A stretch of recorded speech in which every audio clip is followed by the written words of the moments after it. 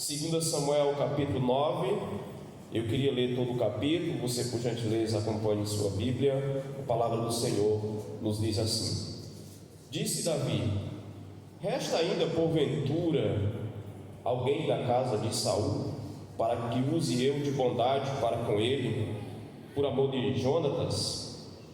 Havia um servo na casa de Saul, cujo nome era Ziba. Chamaram-no que viesse a Davi. Perguntou-lhe o rei: és tu Ziba? Respondeu: eu mesmo, teu servo. Disse-lhe o rei: não há ainda alguém da casa de Saul para que use eu de bondade, da bondade de Deus para com ele? Então Ziba respondeu ao rei: ainda há um filho de Jonatas, aleijado de ambos os pés. E onde está? Perguntou-lhe o rei. Ziba lhe respondeu: está na casa de Maqui, filho de Amiel, em Lodebar. Vindo Mefibosete, filho de Jonatas, filho de Saul, até Davi, inclinou-se, prostrando-se com o rosto em terra, e disse-lhe Davi: Mefibosete? Ele disse: eis aqui teu servo.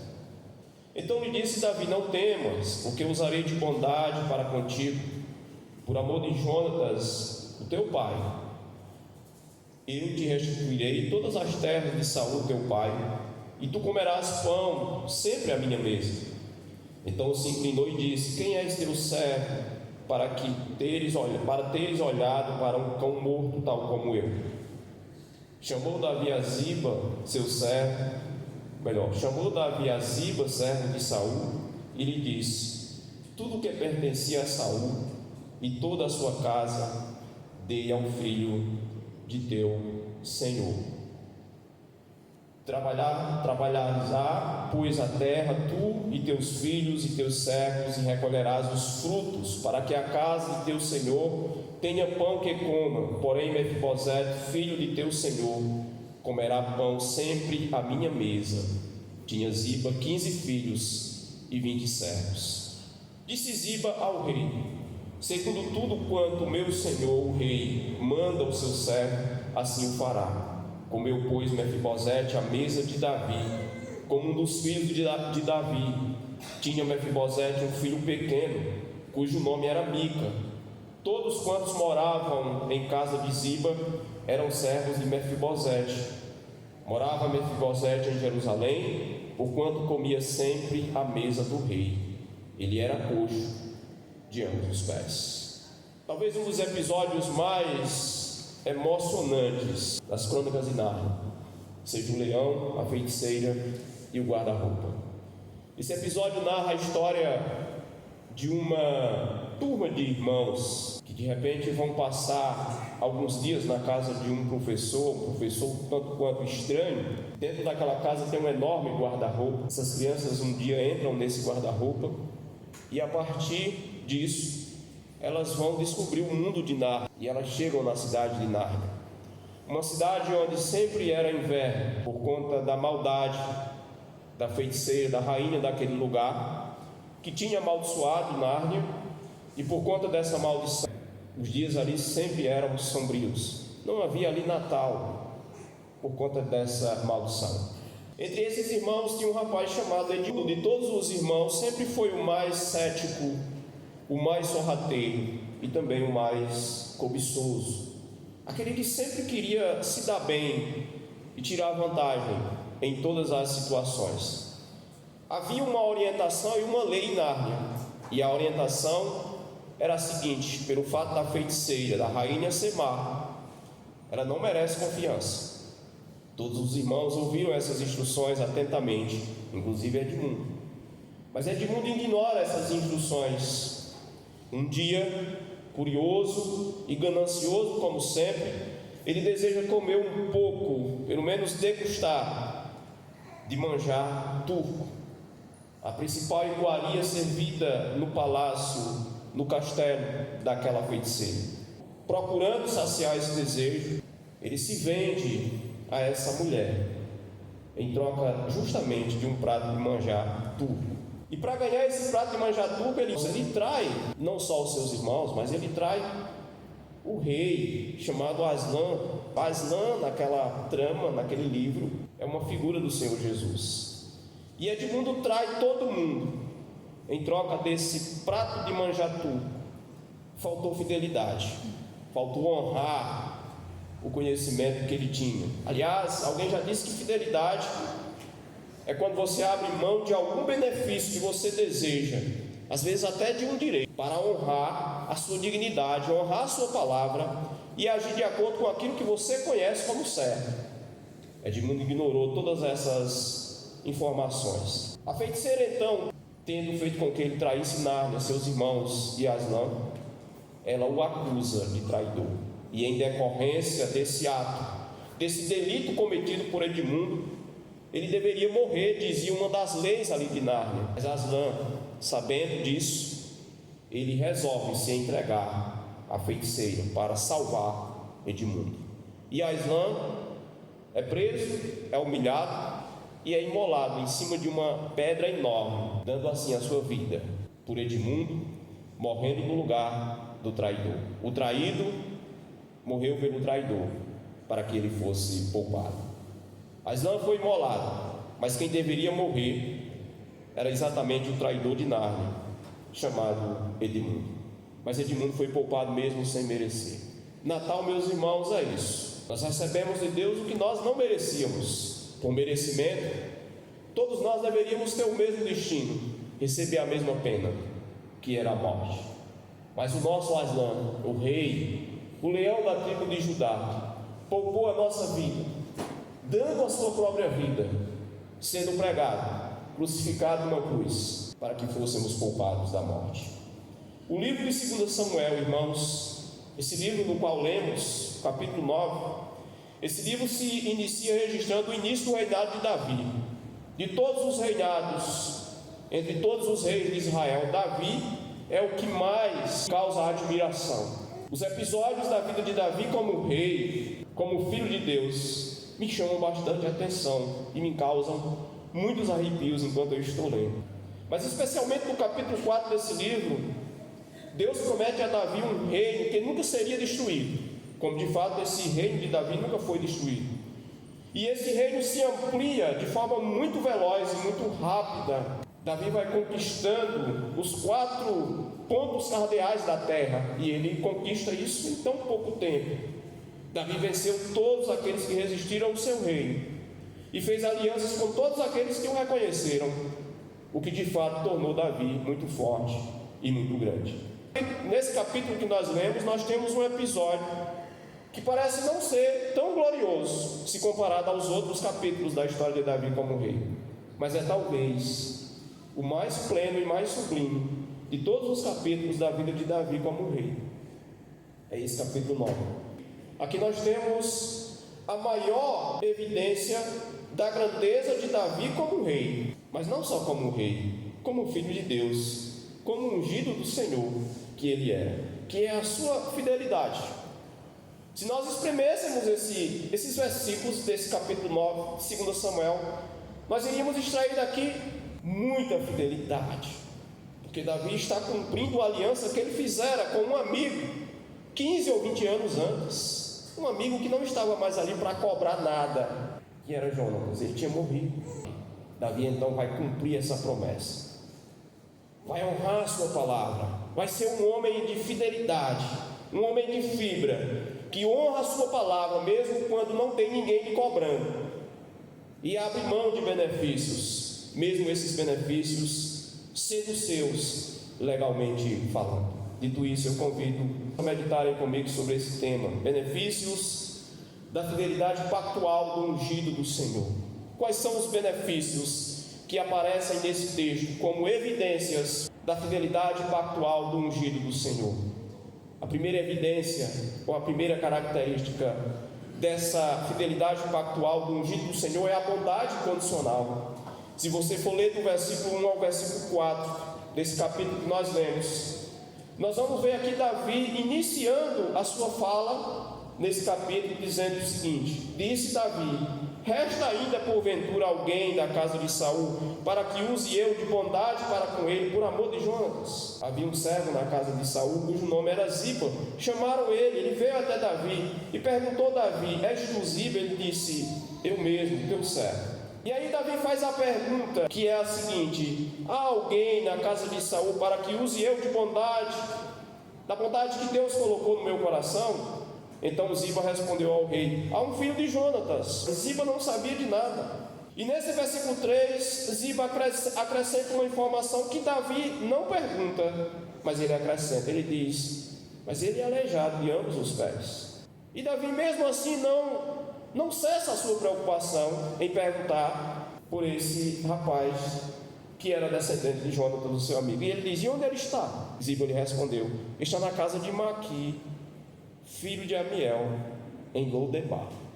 Resta alguém na casa de Saul? Davi faria essa pergunta 10 ou 20 vezes ainda a outras pessoas, para realmente ter certeza se havia ou não alguém que pertenceu à família de seu amigo, porque ele prometera ao seu amigo que seria bondoso com os descendentes de seu amigo.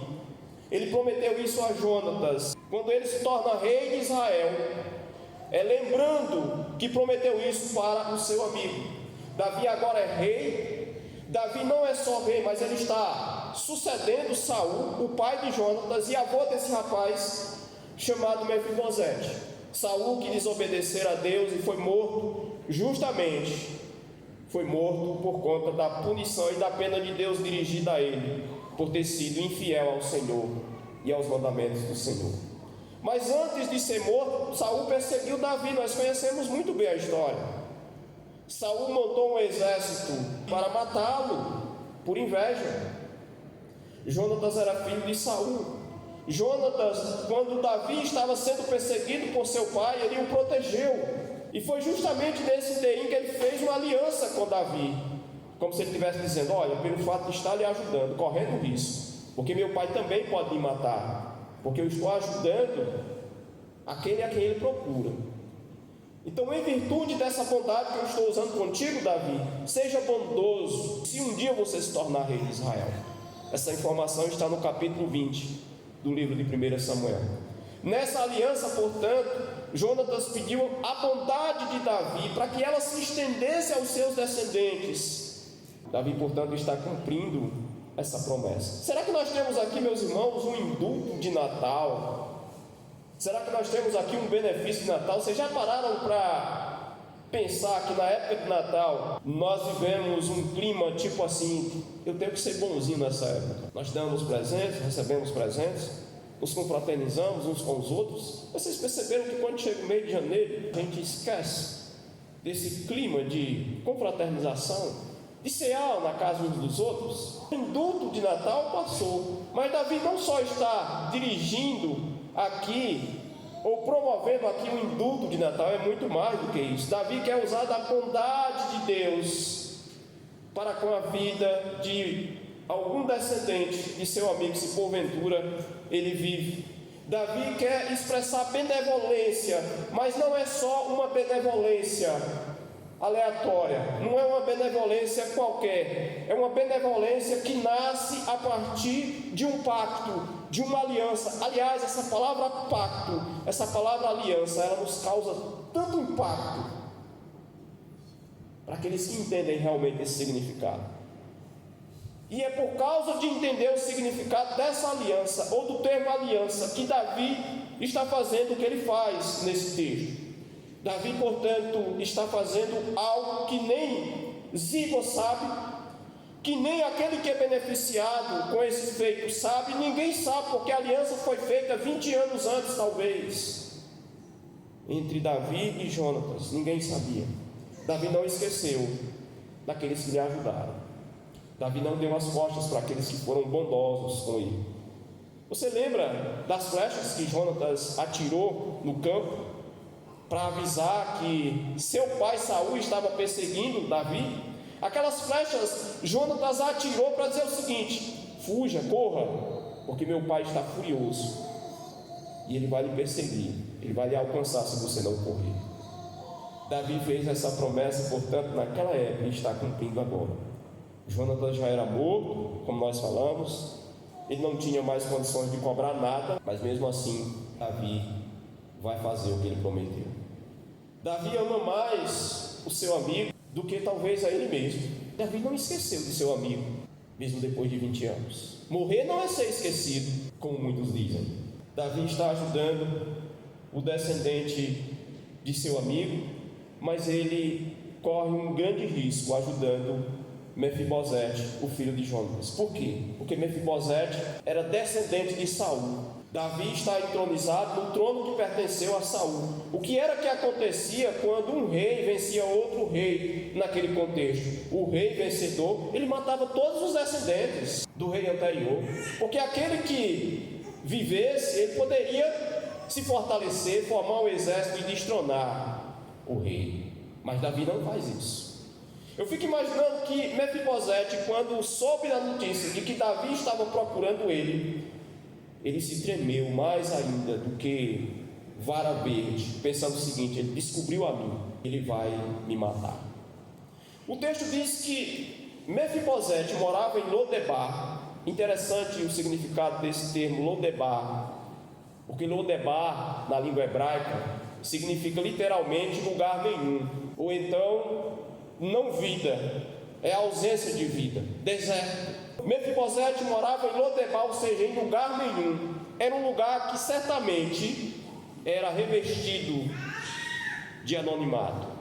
Talvez Mefibosete foi para lá com medo justamente de ser descoberto por Davi, que foi entronizado. Agora, como foi que esse rapaz ficou aleijado dos 2 pés? Sabemos dessa informação porque a mesma narrativa do livro de 1 Samuel vai dizer que quando seu avô e seu pai foi vencido na guerra, a babá desse rapaz aqui, que tinha 5 anos, saiu correndo com ele, e nessa fuga ela deixou ele escapar de seus braços, e ele tinha 5 anos, caiu e ficou aleijado dos 2 pés. Talvez por isso ele foi morar em Lodebar, lugar nenhum. Por que ele fugiu? Porque o seu avô e o seu pai tinham sido mortos na guerra, e ele poderia ser o próximo. Por isso ele é levado por aquela criada. Mas o segundo benefício da fidelidade pactual do ungido do Senhor é a restituição plena. Isso está exatamente no versículo 5 ao versículo 8 que nós lemos. Davi mandou trazer Mefibosete de Lodebar e restitui a ele tudo aquilo que pertenceu ao seu avô. Davi não só se interessou em saber se tinha algum descendente de Jonatas, o seu amigo, mas ele queria ajudar, se porventura tivesse. Mefibosete tentou ficar anônimo, tentou morar em lugar nenhum, tentou viver no mundo sem ser percebido por ninguém, ainda mais pelo rei que estava entronizado no trono de seu avô. Ele queria se esconder, talvez, não só de Davi, mas também queria ocultar sua própria vergonha. Afinal de contas, ele era aleijado. E quanto valia um homem aleijado nesse contexto? Nada. Ele não tinha o direito de entrar no tabernáculo e oferecer um sacrifício a Deus, como todos faziam naquele contexto. Não tinha o direito de se aproximar nem do sacerdote, por ele ter um defeito físico. Essa era a situação de Mefibosete. Quando ele chega perante o grande rei, ele se inclina, isso está no versículo 8. Ele reconhece que é um cão morto. Ele diz: quem sou eu? Sou apenas um cão morto, para que o rei se importe comigo. Por amor do seu amigo Jonatas, Davi, ele restitui tudo que pertenceu ao avô desse rapaz, ele dá a Mefibosete. Ele diz o seguinte: eu restituirei todas as terras que foi do teu avô, eu vou lhe dar. Davi estava devolvendo todas as terras que por direito eram suas. Ele havia conquistado. Aquelas terras legalmente pertenciam a ele. Mas Davi disse para esse rapaz: não temas, hoje não é dia de morte, Mefibosete. Não é hoje que você vai morrer. Hoje é dia de vida. Isso está no versículo 7, nessa frase: não temas.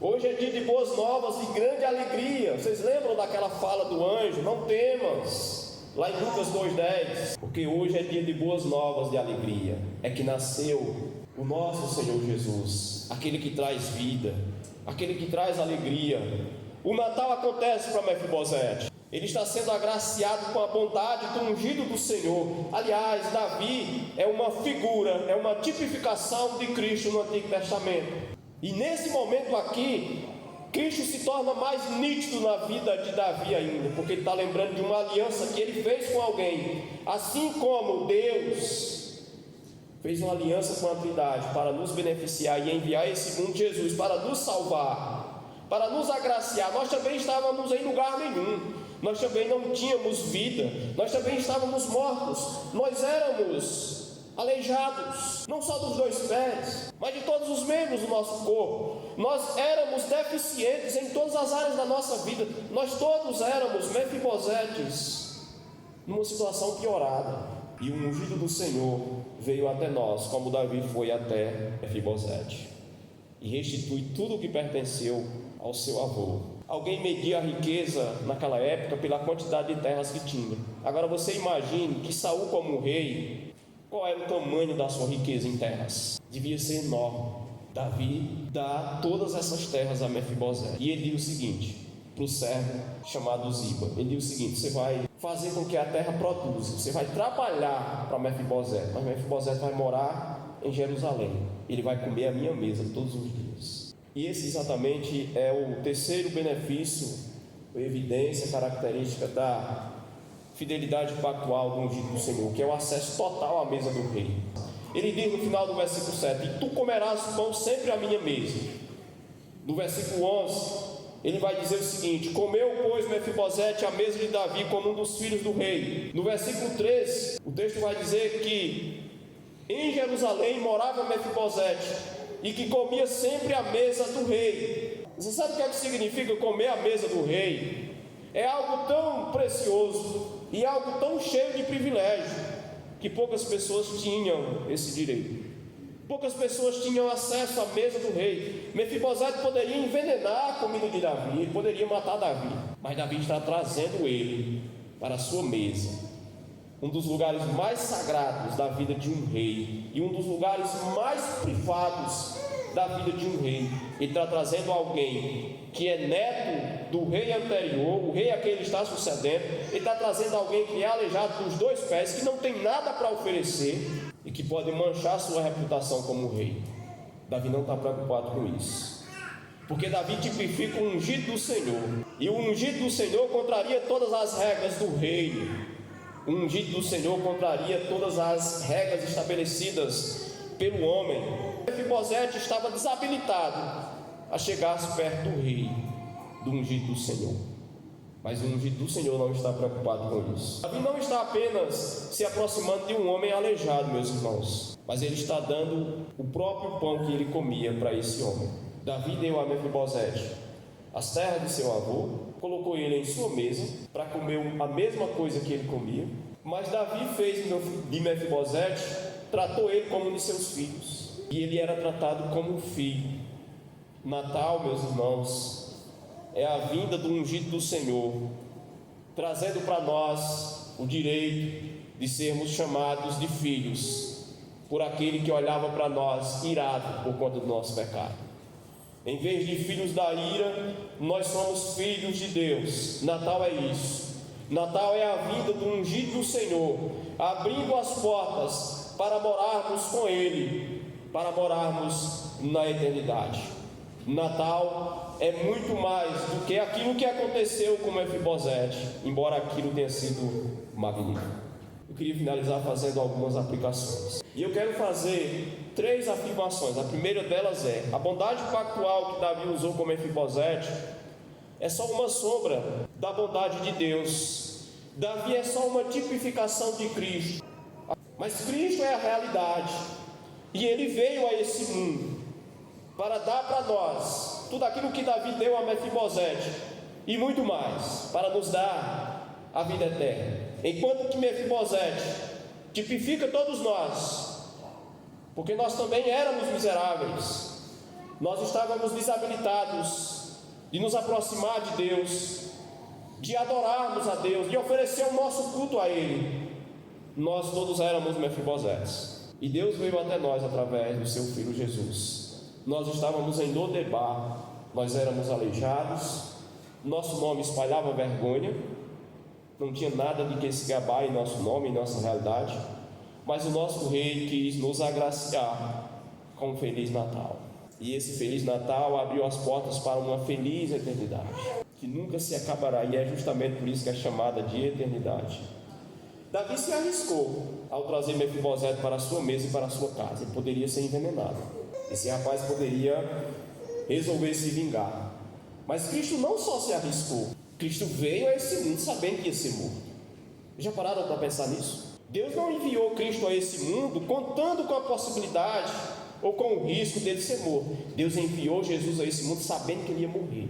Agora, o mais impressionante dessa história é que Deus sabia que Cristo, seu filho, ia morrer por aqueles que lhe mataram, por aqueles que lhe traíram, aqueles que lhe levaram para uma cruz. E a prova mais evidente disso é a fala de Jesus na cruz: Pai, perdoa, porque eles não sabem o que fazem.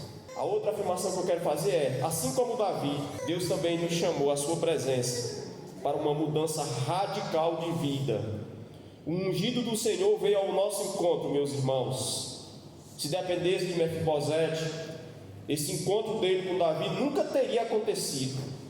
É justamente por isso que ele mora naquele lugar chamado Lodebar, ou seja, lugar nenhum, onde ele vivia todos os seus dias de forma anônima. Nós estávamos longe de Deus também. Nós vivíamos separados de Deus, porque o pecado de Adão, o nosso pai, o nosso representante no Éden, nos separou de Deus, e nós vivíamos assim. Esse chamado mudou a vida de Mefibosete. Esse encontro de Mefibosete com Davi mudou radicalmente os seus dias. Ele não tinha nada, agora ele tem tudo. Ele comia, talvez, o pior que alguém poderia comer naquela época, mas agora ele come o melhor da terra.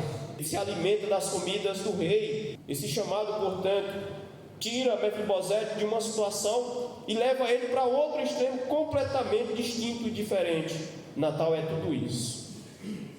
É a vinda de boas novas de salvação que mudam a nossa vida, e que não mudam apenas alguns aspectos, mas muda a nossa vida radicalmente. Natal é o início de uma mudança completa de vida. Portanto, todos vocês que sabem da história real do Natal, sabem que o rei veio a esse mundo, e que um dia desses nos encontrou, nos dando o entendimento do seu nascimento.